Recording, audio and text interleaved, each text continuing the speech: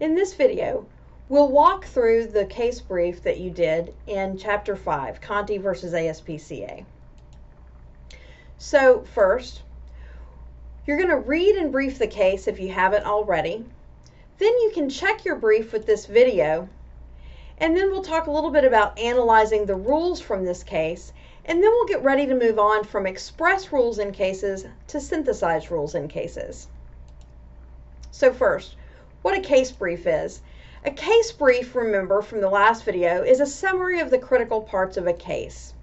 So we start with the name and the citation, we give the procedural history, the relevant facts, the issue or the issues, the rule or rules, the rationale and reasoning, and really rationale and reasoning are two different words for the same thing, the decision, which is what the court's going to do with the parties before it, the holding, how the court's decision is going to impact future cases, and then finally any dicta that the court adds in that doesn't really need to be there to decide the case between those two parties.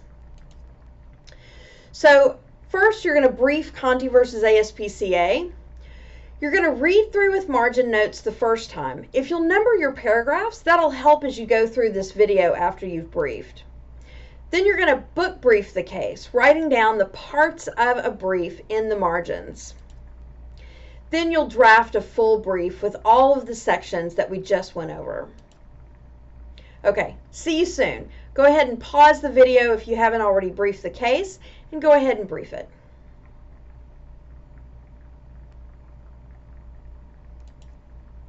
Okay, welcome back. So here's the first part, the case name and the citation. The name is Edward Conti versus ASPCA and Diane Henley, and that leads to the case name Conti versus ASPCA. You'll learn through the ICW exercises how to take all of that information about the parties and boil that down into a simple case name that you can use in citations. The original citation is 77 Miscellaneous Reporter 2nd Series, page 71. This is the official reporter for all New York trial court decisions. And then there's a parallel citation. A parallel citation is another book in which you can find the same opinion. In addition to the miscellaneous reports, you can also find this opinion in the New York Supplement 2nd Series, volume 353, page 288. Now it's the same case in both places, it's just different places to publish them. So for example, if you were looking for a poem by Emily Dickinson, you might find it in a book called An Anthology of American Literature. You also might find the same poem in the collected works of Emily Dickinson. It's going to be the same poem no matter which book you find it in. The same is true of cases and reporters. Okay, so paragraphs 1 through 4 give you relevant facts. Paragraph 1 tells you that Chester is an ASPCA show parrot with distinctive markings. Paragraph 2 tells you that Chester escaped and was sought for 7 hours. Paragraph 3 tells you that the plaintiff, Mr. Conti, found a parrot, fed him, and kept him in a cage. And then paragraph 4 tells you that the plaintiff called the ASPCA for care instructions, and then they retrieved the parrot. So he called and said, hey, could you give me some idea of how to take care of this parrot? And the ASPCA said, hey, wait a minute, we lost a parrot. And they sent the ASPCA goon squad over to get the parrot from him. Paragraph 5 is procedural history. Plaintiff sued the ASPCA for replevin. Now, what is a replevin? If you looked up replevin, good for you. Those are excellent lawyering skills that you're already demonstrating. If you didn't look up replevin, take a second and do that. Just pause the video, look up replevin. You can look it up. You can Google it. You can look it up on your phone, whatever you want to do. You can actually get a copy of Black's Law Dictionary. But go ahead and look up replevin very quickly. Okay, so a replevin is a legal action to recover items of personal property.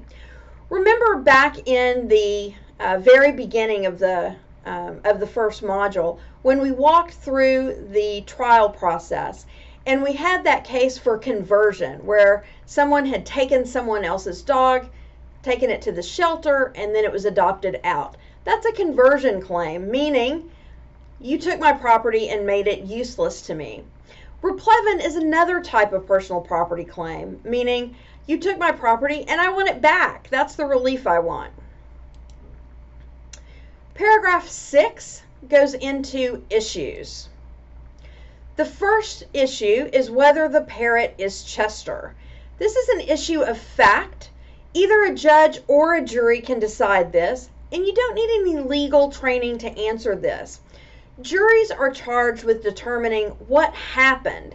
Each party comes to court and tells the court tells the jury what they believe happened, their version of events. And then the jury just decides which of those stories is more plausible.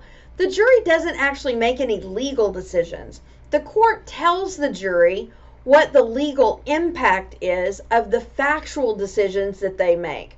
And that's done in a document called a charge. And so the parties argue to the judge about what should be in the jury charge, what law should be stated, and how it should be stated. And then the judge decides on the charge, which is basically the law of the case, and then sends it to the jury and tells the jury, if you find that the facts are X, then this should be your verdict. If you find that the facts are Y, then this should be your verdict. And so the jury just decides the facts and then works through the charge to come up with the legal verdict. Now, there are cases where parties can elect to have a judge do the entire case, and that's what happened in this case. The case of Conti versus ASPCA was a bench trial, meaning that the judge was the one who made both the factual decisions and the legal decisions.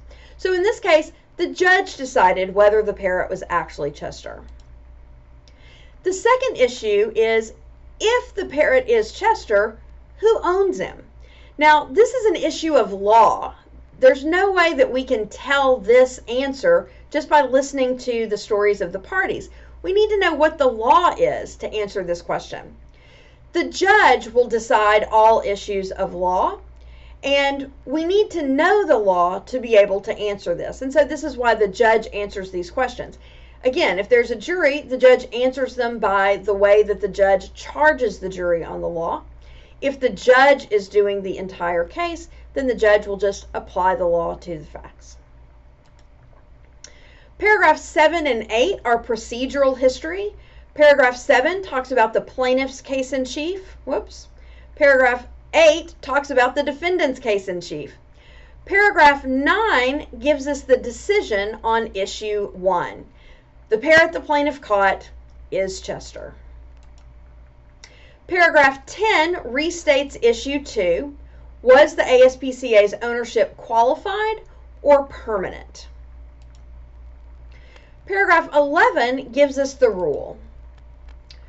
There's a signal that tells you, there's certain signal language that tells you that a rule is coming, and the court used some really nice signal language here. The law is well settled that. That's nice setup for a rule, and so the court signals that a rule is coming. So the rule is that a true owner of lost property is entitled to its return. This is an express rule that we found in this case. The result of this rule is the return of lost property. The elements are that you've got a true owner and lost property, and the causal term is entitled to. And so as long as you've got a true owner and lost property, then that owner is entitled to its return. Paragraph 12 gives us the exception. And again, we get a nice signal here. This general rule is not applicable when. That's nice signal language for an exception. You also might see exception language like unless or otherwise, or the exception to this rule is. That's my very favorite. So the exception is when you have a domesticated animal or a wild animal. Paragraph 13 gives the exception element and result. So the result is wild animals result in qualified ownership. So it's really only wild animals that are the exception to this rule. Domestic animals fit within the rule. So the elements are, for the exception, you've got a wild animal that escapes from its captor with no intent to return. As long as you have those elements, then the result is that the finder is the one who gets the animal. Paragraph 14 begins the court's rationale. So first they talk about Mullet versus Bradley. In Mullet versus Bradley, we had an untrained, undomesticated sea lion. The sea lion escaped and was captured in a fish pond. The sea lion is a wild animal, according to the court. Elements of the exception satisfied. We've got a wild animal that escaped, and the court said it had no intention to return. So yes, we've satisfied all the elements of the exception. The result then is that the owner is not entitled to return. Next, we have another example, Amory versus Flynn.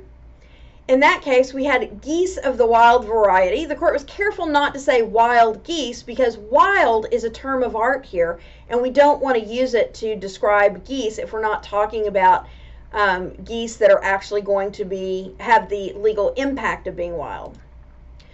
The geese strayed from the owner. They were tamed by the plaintiff. So were the elements of the exception satisfied? Was it a wild animal? No. Did it escape? Yes. Did it have any intent to return? Who knows? We can't tell. But the court said, no, this was not a wild animal. This was a domesticated animal.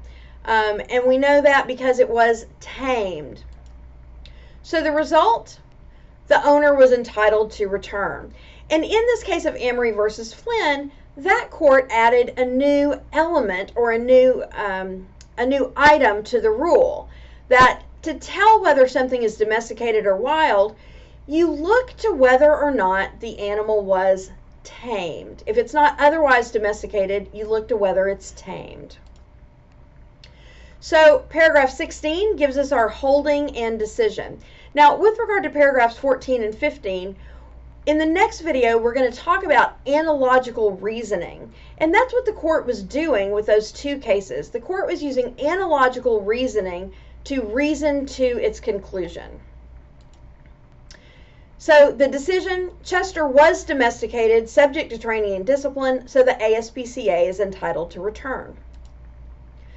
The holding then, which is going to be more general and is going to apply to cases going forward, is that domesticated animals are tamed, we got that from Amory, or subject to training and discipline, that's Conti. And so Conti added something to this express rule. Paragraph 17 is dicta. The court said the ASPCA was very kind to offer Conti the next available parrot, and that they were gratified to see that happen. And so the judge is putting a little bit of pressure on the ASPCA, saying, remember, you said he could have the next available parrot. I was paying attention to that. There's no legal import to that paragraph or the court saying that, but I bet you the ASPCA will remember that.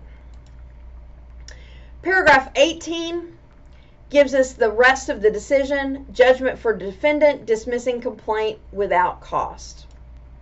What that means is that the defendant wins, the ASPCA wins, and the plaintiff doesn't owe the defendant money for defending the suit. This wasn't a frivolous suit. The plaintiff had a valid claim, and therefore everybody's going to pay their own filing fees, their own court fees, their own attorney's fees.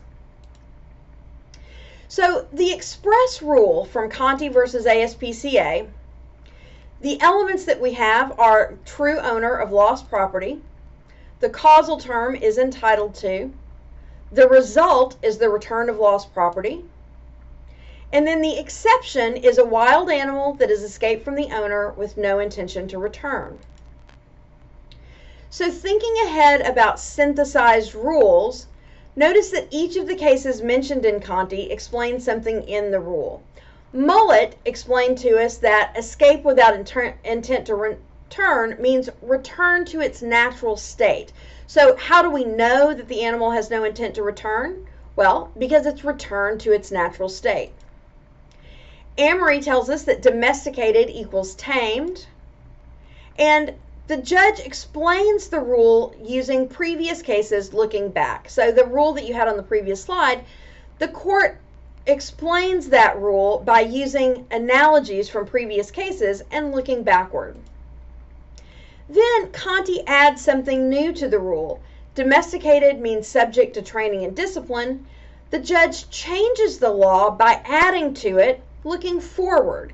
And so that is a constant process in the common law of looking back at what's been done before and then looking forward to what the rules should be from now on. So next, we're going to talk about using formal reasoning in the law and synthesizing rules from cases.